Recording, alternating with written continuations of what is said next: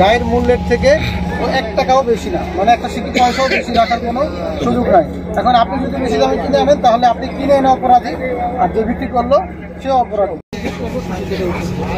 আপনার একটা গায়ের মূল্য আছে 335 টাকা, আছে না?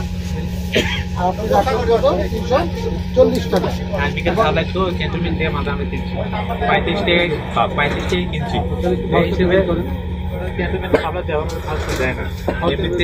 তীর কি খালি ক্যান্টনমেন্টে আসে, বাইরে বাজারে তীরের তেল নাই?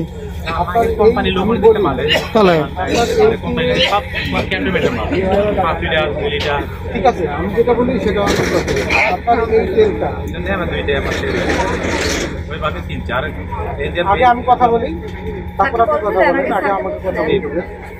এই তেলটা আপনি প্রত্যেকে নিয়ে আসেন, ধরেন যে ডিলারের কাছ থেকে নিয়ে আসেন, আপনাকে হয়তো 330 টাকা এরকম আপনার 7 টাকা লাভ হবে। আচ্ছা, ওরা দিচ্ছে না, ঠিক আছে। এখন আপনি আরেক জায়গা থেকে কিনে নিয়ে আসেন বেশি দাম, একটু তো করতে হবে, সেগুলো কাগজটা আমাকে দেখাইতে হবে যে আমি বেশি দামে কিনে নিয়ে আসছি। আপনি যে ডিলারের কাছ থেকে আনেন নাই তার কি প্রমাণ আছে? আপনি যে ডিলারের কাছ থেকে আনেন নাই সেটার কি প্রমাণ আছে সেটা আমাকে বলেন।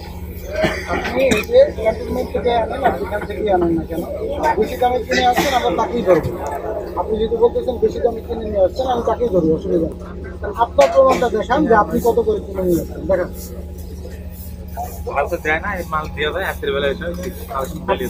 এই মালটা আপনার কি দরকার তাহলে রাখার?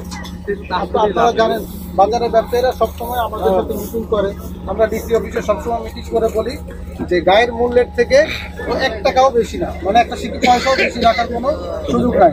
এখন আপনি যদি বেশি দামে কিনে আনেন তাহলে আপনি কিনে এনে অপরাধী, আর যে বিক্রি করলো সেও অপরাধী। তাইলে অবশ্যই আপনার ডকুমেন্ট লাগবে যে আপনি বেশি দামে কিনে নিয়ে আসেন।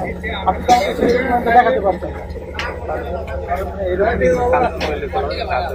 আপনার কথার কোনো ভিত্তি আছে? বলেন, ওনার কথার কোনো ভিত্তি আছে?